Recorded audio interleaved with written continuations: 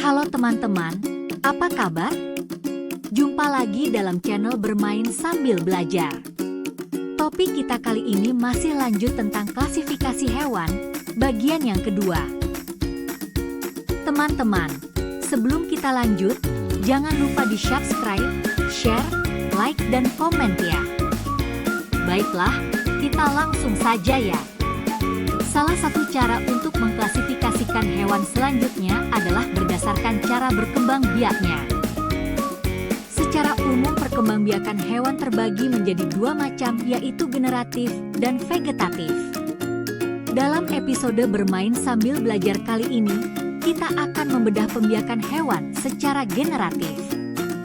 Perkembangbiakan hewan secara generatif terbagi menjadi tiga golongan, yaitu ovipar, vivipar, dan ovovivipar. Kita kupas satu persatu ya teman-teman. Yang pertama yaitu ovipar. Ovipar adalah hewan yang berkembang biak dengan cara bertelur.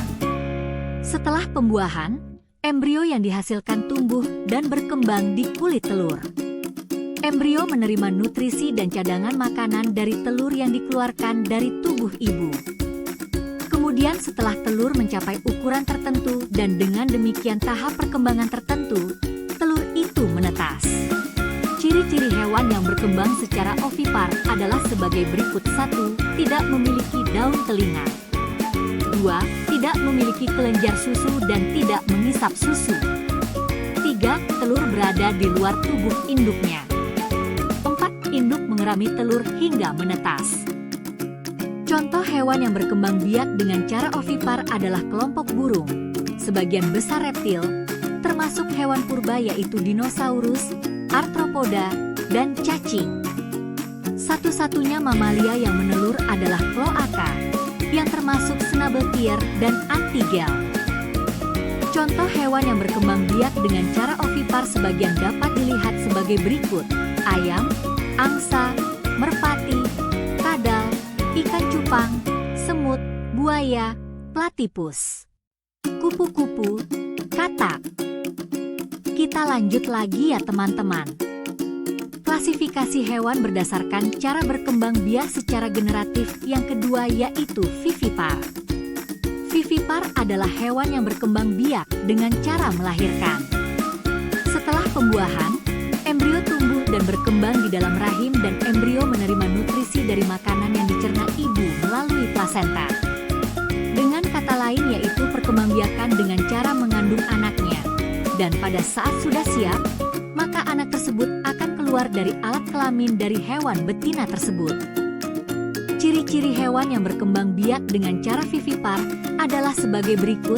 1. Memiliki kelenjar susu. 2. Memiliki daun telinga.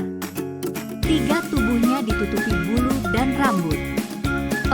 Umumnya menyusui atau mamalia.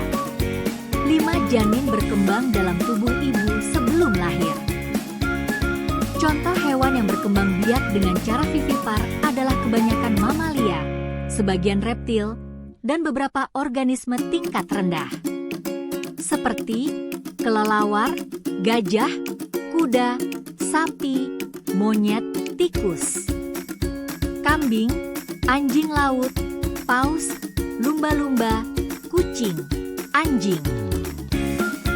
Kita lanjut lagi ya teman-teman. Klasifikasi hewan berdasarkan cara berkembang biak secara generatif yang ketiga, yaitu ovovivipar. Ovovivipar adalah hewan yang berkembang biak dengan bertelur dan mengembangkan telur di dalam tubuh induknya.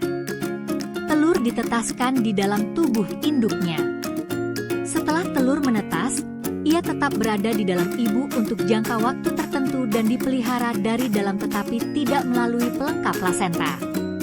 Dan pada saatnya, hewan ovovivipar dilahirkan dan mulai hidup di dunia. Ciri-ciri hewan yang berkembang biak dengan cara ovovivipar adalah sebagai berikut. 1. Tidak menyusui.